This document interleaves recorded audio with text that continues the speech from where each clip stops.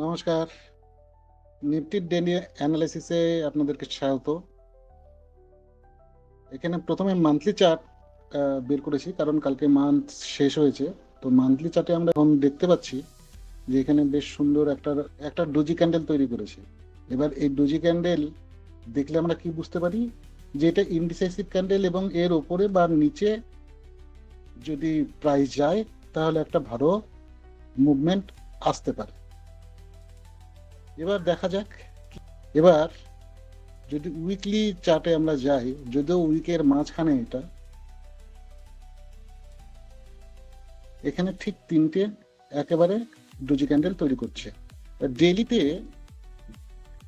কিন্তু যে রেঞ্জটা এর আগেও ছিল সেই রেঞ্জ কিন্তু এখনো রয়ে গেছে। এই রেঞ্জের মধ্যেই মার্কেট ঘুরছে। মোটামুটি যদি আমরা ইএমএ বেস বলতে চাই তাহলে দেখা যাবে যে 50 ইএমএ আমাদের এখনো 23,854 কাছাকাছি, সেখান থেকে বারবার রিটার্ন করে উপর দিকে যাচ্ছে। আর ওপর দিকে আমাদের 100 ইএমএ, যেটা কিনা 24,127, এই রেঞ্জের মধ্যেই কিন্তু মার্কেট ফেঁসে আছে। না এর নিচে ক্লোজ দিচ্ছে না এর উপরে। তবে এখন যেটা মনে হচ্ছে যে উপরে যাওয়ার সম্ভাবনা বেশ আজ রয়েছে। আজকের ক্লোজিংটা দেখে যে 24,000-এর উপরে ক্লোজিংটা হয়েছে। এবার যদি আমরা 15 মিনিট চার্টে চলে যাই তাহলে আমরা ভালো মতো বুঝতে পারবো যে এখানে এই লেভেলটা, এখন আমাদের মার্কেট আজকে কোন লেভেলে দাঁড়িয়েছিল, এই লেভেলটা কতদূর পর্যন্ত, সেটা হচ্ছে এই যে 261 যে হাই করেছিল বা 260-এর 24,260-এর যে হাই করেছিল, সেটার 0.5 ফিবোনাচি অনুসারে 0.5% এসে বারবার ধাক্কা খেয়েছে। তো এটা একটা ন্যাচারাল পুলব্যাক। যদি আমাদের 61.8% অর্থাৎ 24,100-র উপরে প্রাইস অ্যাকশন লেভেল আমাদের কি হবে, প্রাইস অ্যাকশন লেভেল হবে এই লেভেলটা, মানে 24,120-র উপরে। 24,120-র উপরে যদি মার্কেট চলে যায় তাহলে আবার কিন্তু আমরা এই হাইটাকে টপকাতে পারি। ঠিক আছে, এই হাইটা টপকানোর সম্ভাবনা বেশি। আর এখন এখান থেকে আবার কি হতে পারে, যে এখানে এরকম হতে পারে, মানে নিচের দিকেও আসার সম্ভাবনা থাকতে পারে। তার জন্য এখানে কি করতে হবে মার্কেটকে, এই যে লোটা রয়েছে যেটা 23,780, সেই লোটাকে ব্রেক করতে হবে। এটা একটা মজবুত সাপোর্ট।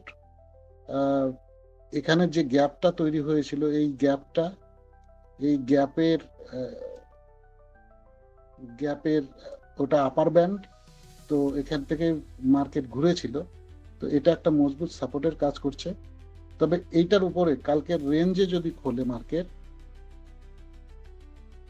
কালকে যদি রেঞ্জে খোলে মার্কেট, তাহলে কি হতে পারে, ঠিক এই রেঞ্জে যদি খুলে এটা যদি ব্রেক করে তাহলে কিন্তু এই 120, তারপরে এখানে আমাদের 170, এই রেঞ্জটা থাকবে। এর উপরে কিন্তু আমরা এই 260-কে ভেঙে দেওয়ার একটা প্রবণতা থাকবে। আর এই রেঞ্জে যদি ওপেন হয়ে এর নিচে আসে, অর্থাৎ এর নিচে 950-এর নিচে যদি চলে আসে, তাহলে এখান থেকে আমরা আবার একটা ডাউনফল দেখতে পারবো। মোটামুটি আমাদের এই যে উইক্সটা আছে এইটা কিন্তু একটা সাপোর্টের কাজ করবে। ঠিক আছে, বা যদি গ্যাপ ডাউন হয়, যদি এইসব জায়গাতে গ্যাপ ডাউন হয়, তখন আমরা পজিটিভ কিছু দেখলে পারে এখান থেকে বাইং করতে পারি। আর এই জায়গাগুলোতে যদি একেবারে গ্যাপ আপ হয় তাহলে আমাদের একটুখানি ওয়েট করতে হবে। ওয়েট করে আমাদের এমন হতে পারে যে এখানে গ্যাপ আপ হলো, এইসব এলাকায় গ্যাপ আপ হয়ে এই পর্যন্ত ডাউনে চলে আসতে পারে। এসে এখান থেকে যদি পজিটিভ কিছু হয় তখন আমরা এখান থেকে আবার বাইং এর চিন্তা ভাবনা করতে পারি। আমাদের সেম টার্গেট এই 260, এই সেম টার্গেট আবার এখানে থাকবে, মানে এই হাইটা আমাদের থাকবে। এর উপরে যদি ক্লোজ করে তখন আমরা উপর দিকে গিয়ে 300 বা 370-80 এই জায়গাগুলো দেখতে পারবো, যেটা 200 EM দাঁড়িয়ে আছে। এবার যদি কালকে গ্যাপ আপ এই 200 ওপরে হয়ে যায়, তাহলে কি করতে পারি আমরা? 200-র উপরে যদি গ্যাপ আপ হয়, তাহলে আমরা ওয়েট করব, একটা ইন্টারডে রেঞ্জ তৈরি হতে দেব, সেই ইন্টারডে রেঞ্জের উপরে আমাদের তখন ট্রেডিং হবে। 30 মিনিটের একটা আমরা জোন যেটা দেখব, 30 মিনিটের জোন, সেই জোনের ব্রেকআউট বা ব্রেকডাউনে আমরা ট্রেড করতে পারি। তবে এই জায়গাগুলোতে ট্রেড করা একটু সাবধানতা অবলম্বন করতে হবে, কারণ ভোলাটিলিটি থাকছে। সেই ভোলাটিলিটির জন্য কিন্তু ট্রেডে কিন্তু মানে অপশন বাইং এর ক্ষেত্রে বিশেষ করে প্রবলেম হতে পারে। তো এটা একটু মাথায় রাখবেন, কোয়ান্টিটি কম করে নিয়ে ট্রেড করাই ভালো। এই রেঞ্জ থেকে আগে বের হয়ে যাক। মার্কেটের যে এখন এই জায়গাগুলোতে কোনো রকম ট্রেন্ড নেই, একদম সাইডওয়েজ মার্কেট, এখান থেকে বেরিয়ে একটা ট্রেন্ডিং মার্কেট তৈরি হোক, সেইখানটায় আমরা কিন্তু বেশ অপশান নিয়ে বসে থাকার মতো জায়গা তৈরি হবে। কিন্তু এই সব জায়গাতে যদি আমরা অপশান নিয়ে বসে থাকি, তাহলে কিন্তু আমাদের লস বেয়ার করতে হবে। মার্কেট চলবে না, এরকম উপর নিচ করতে থাকবে, কিন্তু আমাদের এখানে কি হবে, অপশানের দাম কিন্তু কমে যাবে। তো এইটা একটু মাথায় রাখবেন।